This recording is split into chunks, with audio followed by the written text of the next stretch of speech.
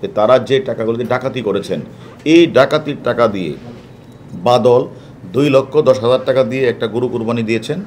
আর আরেকজন আছে তারেক 1,75,000 টাকা দিয়ে একটা গরু কিনে কুরবানি দিয়েছেন। এই পর্যন্ত 200 থেকে 250 ডাকাতি তারা করেছেন।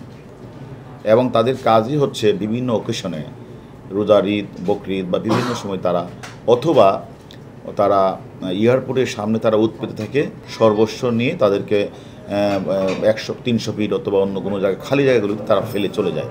তারা হলো প্রায়শই ঢাকা গাজীপুর রোডে তারা ডাকাতি করে থাকে। ঈদের আগের দিন অর্থাৎ 16 তারিখে বিমানবন্দর এলাকা থেকে গরুর যে পাইকার, তারা তাদের গরু বিক্রি করে তারা জামালপুর যাওয়ার উদ্দেশ্যে তারা বাসে ওঠে।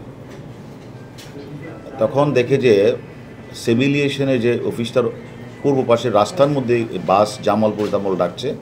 তখন তাদের সবাইকে জামালপুরের বাসে তুলে কত দূর গিয়ে তারা আবদুল্লাহপুর যাওয়ার আগে তাদের কাছে ভাড়া চায়।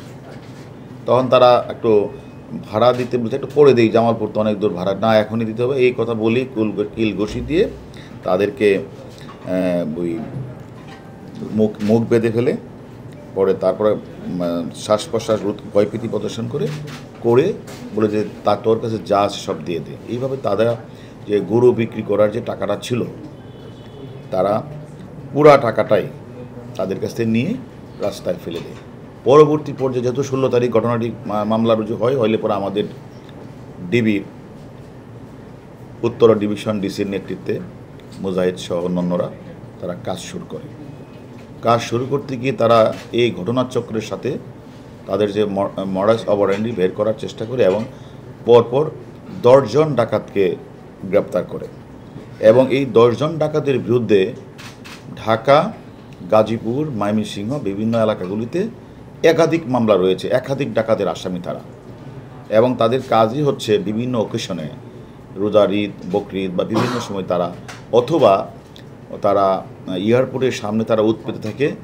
বিদেশ থেকে কোনো যাত্রীরা যখন, প্রবাসীরা যখন আসে, তখন তাদের কাছ থেকে তাদেরকে গাড়িতে তুলে নিয়ে গাড়ি পথরোধ করে তারপর ওই গাড়ি থেকে নেমিয়ে গাড়িতে তুলে তারা ডাকাতি করে সর্বস্ব নিয়ে তাদেরকে 100-300 ফিট অথবা অন্য কোনো জায়গায় খালি জায়গাগুলোতে তারা ফেলে চলে যায়। এই কাজটা তারা অনেক দিন ধরে করে আসছিল। আমরা যে 10 জন ডাকাতকে আমরা গ্রেপ্তার করেছি, তাদের কাছ থেকে বাস তো আমরা লণ্ঠিত নগদ আমরা 7,14,000 টাকা উদ্ধার, 13টা মোবাইল ফোন, 2টা চাকু, প্লাস্টিকের রশি, এগুলো আমরা পেয়েছি। এবং তারা তাদের স্বীকারোক্তিমূলক জবানবন্দিতে যেটা তারা আমাদের কাছে যে স্বীকারোক্তি দিয়েছেন, সেখানে তারা বলেছেন তারা হলো প্রায়শই ঢাকা গাজীপুর রোডে তারা ডাকাতি করে থাকে। এবং তাদের নেতৃত্বে দেওয়া হলো বাদল, তারেক, আরেকজন পলাতক আছে লিটন।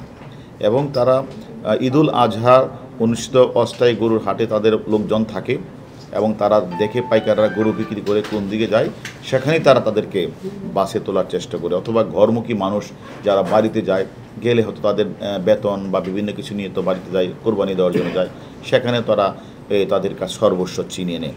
এবং তারা আমাদের কাছে যেটা স্বীকার করেছেন, তারা এই পর্যন্ত 200 থেকে 250 ডাকাতি তারা করেছেন।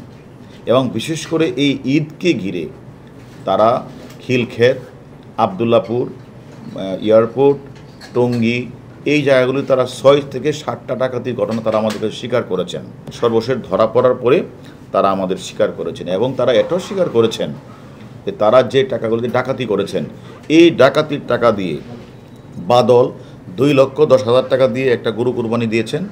আর আরেকজন আছে তারেক 1,75,000 টাকা দিয়ে একটা গরু কিনে কুরবানি দিয়েছেন। তারা তাদের নামে এবং ঢাকা সহ আশেপাশে এলাকাতে প্রায় অনেক মামলা আছে, সেই মামলাগুলিও আমরা তদন্ত করব। এবং তারা এই টাকা দিয়ে কি করেছেন, তারা কিভাবে ভাগ বাটে, সেটাও আমরা খুঁজে বের করব। আমরা রিমান্ডে এনে বিস্তারিত তথ্য আমরা পরে জানাবো।